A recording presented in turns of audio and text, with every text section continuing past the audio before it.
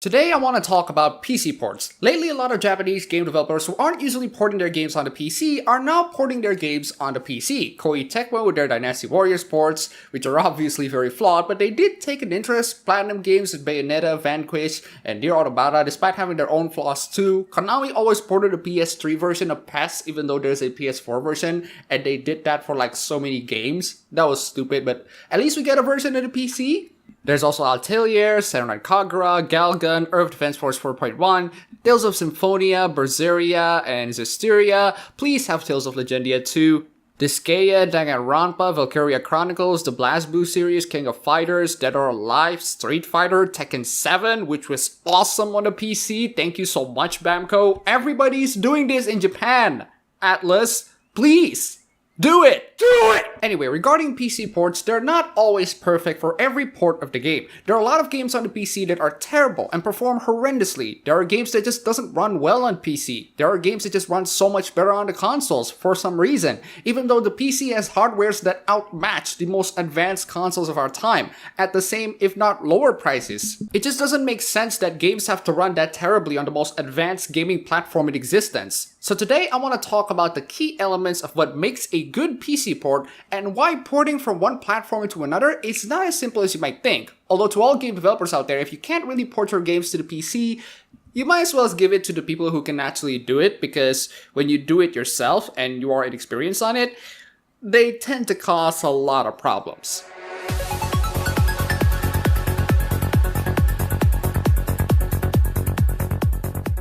One of the special things that PC gaming has is that everybody has their own different builds with their own different presets. One has Nvidia, one has Radeon, one has Intel, one has AMD. Every PC has their own different configurations, and one of the objectives of PC gaming is to at least make sure that your PC game runs well at most rigs. This brings us to one of the difficulties of porting games to the PC. One of the reasons why game developers port games onto consoles is because consoles are homogeneous. All PS4s would have the same hardwares, the same computing powers, the same shaders. Sure, they have their own upgraded counterparts, but their upgraded counterparts only run the game better with higher qualities, etc. They only have two in the spectrum, and both can play the games well. PCs, however, they're different. There are so many different types of PCs out there with different graphic cards, different CPUs, different motherboards, etc. PC gaming is more like a spectrum.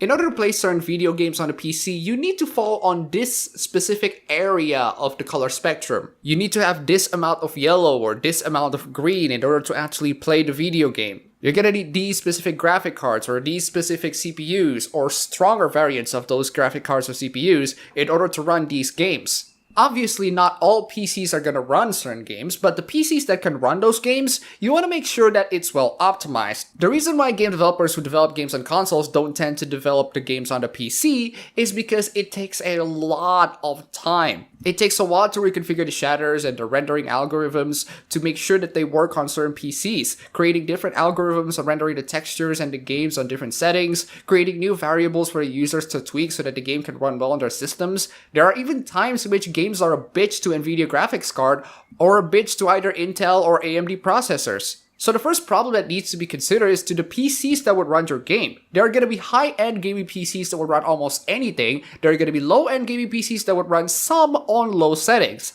I highly recommend optimizing the game for the high-end PCs first before you step down little by little into the low end. Otherwise, you're going to have absolutely horrendous PC ports like Arkham Knight, which perform horribly even in the latest hardwares. And when I say well optimized, the game should be able to run at a consistent 1080p 60 FPS at maximum settings in the recommended specs. For example, GTA 5 has the recommended specs of i5-3470, GTX 660, and 8GB of RAM. With all of those, it's enough to provide a smooth 1080p 60 FPS experience. You can also make your recommended specs, or specs that are higher than that, to be able to do more than just your graphical settings like the ENB or Sweet Effects modifications, which enhances your game even further, or 2K or 4K resolution texture packs that make them sharper, support for wide resolutions and triple monitors, so many features that can be done on PC. So I highly recommend for game developers to consider the tweaks that many people would go to your games, especially when your games look gorgeous. Start off high. Because PC gamers want it high, they have high, they demand high, and then go as low as you can from that point on. That, or you can directly port the console game to the PC with the same graphics settings, etc., and then tweak it out for the PC gamers. In the end, make sure that it's capable and well optimized for as many PCs as you can, with as many builds as you can.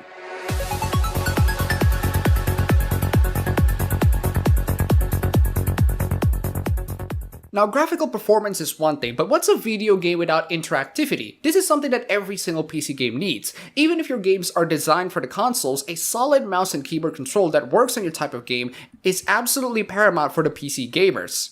The mouse and keyboard are more suited for shooters that require precise aiming, strategy games, and also MOBA type of games. It would be amazing if you can control every single element and the controls in the keyboard and you don't have those buttons that are basically unrewindable. It would be more amazing if you can have primary or secondary buttons, which means that you can press one button to do one thing or the other button to do the same thing. Since you're developing games on the PC, you need to make sure that the user interface should also be designed so that they are fitting for the cursor. There are games that just don't support the mouse UI for some reason, and you're resorting to using the keyboards to navigate through the menu. This is also important. A lot of gaming mouses right now have more than 3 buttons. The most common ones have 5, with 2 additional buttons on the side. Sometimes they have 7 buttons, like my own Logitech G300S. Some even have an entire freaking numpad. Please have the ability to support multiple mouse button inputs. The more buttons that we can reach, the more buttons that we can use, the better. There are some games that don't support these multiple mouse button inputs, like Torchlight 2, which would be awesome if I could just cast some of my abilities using the mouse press rather than just using the standard number rows. Thankfully, some gaming mouse manufacturers like Logitech have a software that can rebind the mouse buttons into keyboard buttons, especially keyboard buttons that you don't use normally, or keyboard buttons that are just too difficult to reach with your hand. They can also change the color of the light in the mouse, which is pretty freaking cool.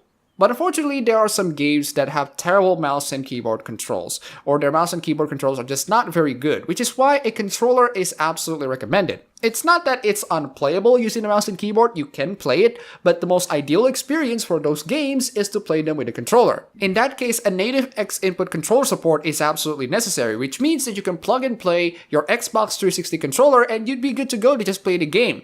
But game developers tend to ignore that not a lot of people really want to buy the 360 controllers. They cost like $30. They don't want to spend that to just a controller. Instead, they buy those cheap PS2 knockoff controllers that only support direct input for like $5. So game developers, please, for the love of God, also have native direct input support. The games that have this native direct input support is very freaking rare. The ones that I can recall was Tekken 7, which is excellent, especially for the fighting sticks. GTA 5, which is also excellent. Even garbage PS3 to PC ports like PES has their built-in configurations for you to convert your direct input controllers so that the game reads an X input controller.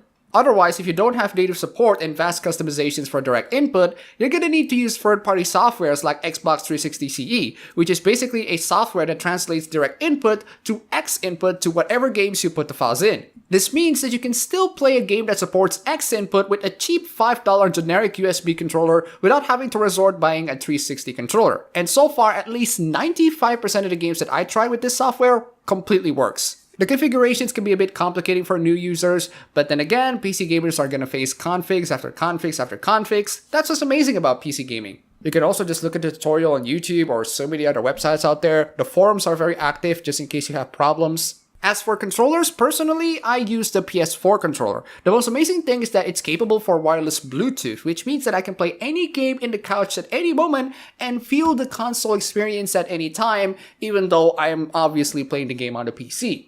Also, regarding controls, if you're going to put maximum customization for your keyboard controls, please put maximum customization to your controllers as well. I don't like to be faced with presets. Hopefully there are extensive customizations for the controls. Also, if you have native direct input support, for the love of God, please have the controller UI prompts displayed too. You do not want to display the keyboard prompts on the screen while you're using a controller. That would make things too complicating. And don't display them with 1 or 2 or 4. Please have Xbox icons or PS4 icons, or even have the option to select between Xbox and PS4 icons.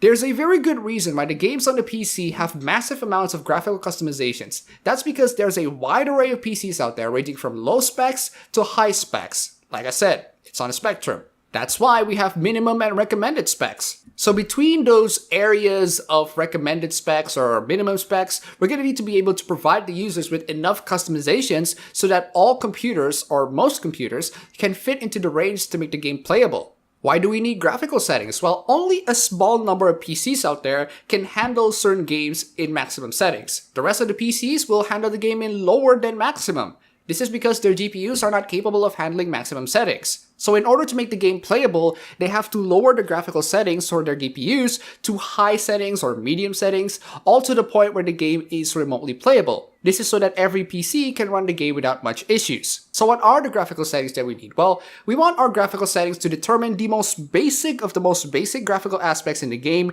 ranging from texture, shadows, special effects, screen resolutions, rendering scales, anti-aliasing, VSync, etc. Let's dive into the most common settings one by one.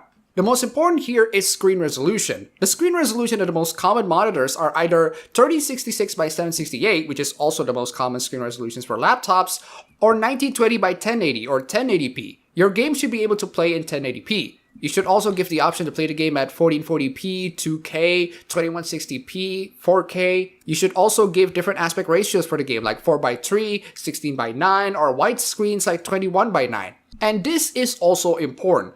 Windowed, borderless windowed, or full screen. People play games in window because they want a convenience to just alt-tab out of the game and do something else, like switching it to different podcasts or different video as you play. Borderless windowed is basically windowed, but they stretch your game into full screen without borders, so you get the benefits of full screen and convenient alt-tabbing. However, in my personal experience, most games would run so much better in full screen. That's because your computer would put more focus on the game's screen. However, if your GPU is strong enough, you can run the game borderless window without losing that much frames. But ideally, your game should be running at full screen if you want maximum performance.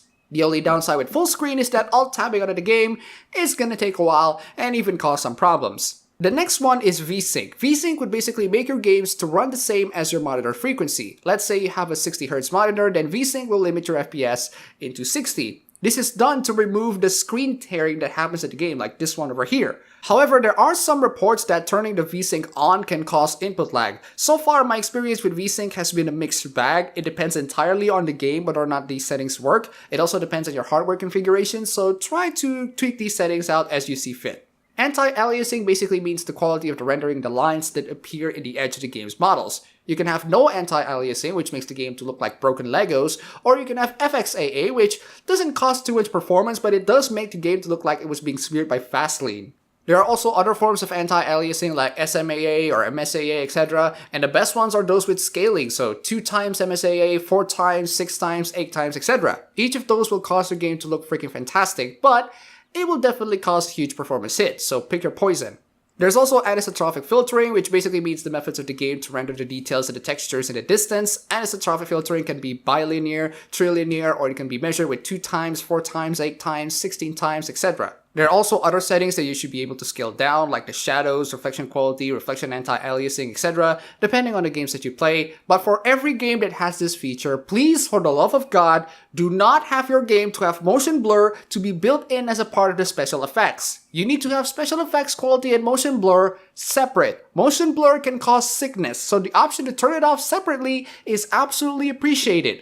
Now, this option is especially important for first-person shooters or first-person perspective video games. Have a field of view slider. Since most PC gamers are gonna play their games facing the monitor directly, they're gonna get motion sickness if you give them telescope vision. In every first-person shooter, 90 horizontal is standard. Go any lower than that and your game is almost close to unplayable. If you're using vertical FOV, please give the value that can go higher than 90 horizontal. If you don't know the correct value of your vertical FOV, there are FOV calculators out there that you can find online. Some third-person games also need this, like Resident Evil 5, which is great mouse and keyboard controls, but unfortunately, playing with the default FOV, it felt way too close and I can't really see what's going on.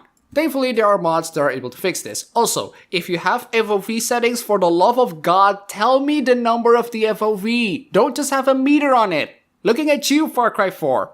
So I think I covered up the most basic aspects that you're gonna need to make a good PC port. For all of you PC gamers out there, if there are any settings that I miss or corrections, please do let me know in the comments down below. As a PC gamer, what are the most essential features that a good PC port or any PC game should have? Are there any annoying things that you have regarding some of the PC ports out there? Comment below and let us know about it. That's all for the video today. If you like this, you can go ahead, click the like button, and subscribe for more. If you wish, you can support me on Patreon, and thanks for watching.